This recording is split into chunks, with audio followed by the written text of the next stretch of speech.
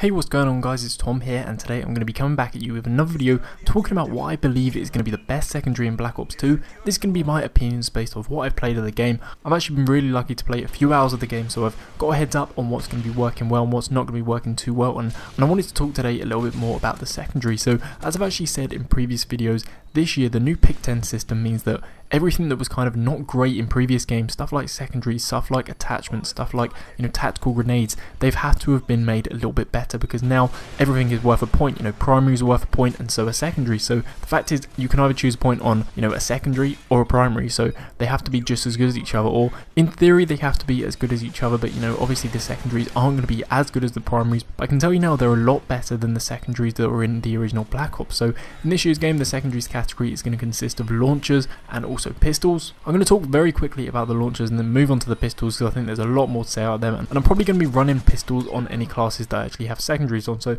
in terms of the launchers, we've got the SMAW. This is coming back from Modern Warfare 3. Again, it's very similar to what it was in Modern Warfare 3, much like the RPG, which is a long-standing gun in the COD series. The gun this year that's going to be taking down air support is the FHJ-18AA, and this actually does lock on pretty quickly. It's going to be quite easy to take down, simple stuff like the UAV and stuff like that. And also in the launchers category this year is the crossbow. The crossbow's come back. It's a lot better than the original Black Ops crossbow, and it's probably one that I'm going to be running on some of the classes that I actually use for fun, but generally I'm probably not going to be having any launchers. I'm going to be sticking more to the pistols because there's some really good pistols in this year's game. So moving on to them now, the first one we have is the Cap 40. Now Cap 40 is actually a fully automatic machine pistol, and I said in a previous video that it's kind of like the Modern Warfare 3 G18, and I probably wasn't giving it enough justice with that. It's probably, I'd say, between the Modern Warfare 3 and Modern Warfare 2 G18, if you guys can get a gauge from that. But again, it doesn't have as much recoil as either of those two guns, and it's actually a really good secondary that you can be running. The next pistol we have is the TAC 45. This is just a general semi-automatic pistol. I do think that this isn't going to get much of a look in. Maybe it might actually go onto a sniper class as your sidearm, but apart from that, can't see the semi-automatic pistols getting a look in this year. The next pistol, and the best pistol by far, I can say, I know a lot of people have been saying it as well, is the B23R.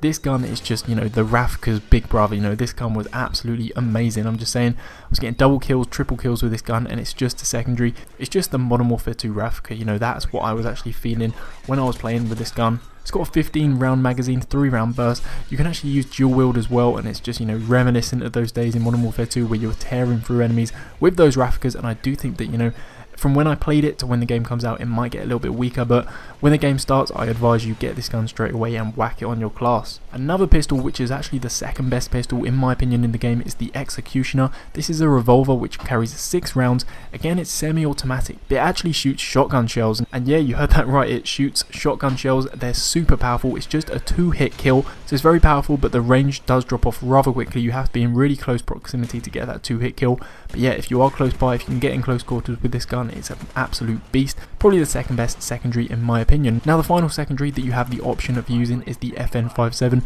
returning from Modern Warfare 3, and very much of the same. It's a semi-automatic pistol, and when you got stuff like that B23R, that Rafka-like pistol, it's going to be very hard to compete with that.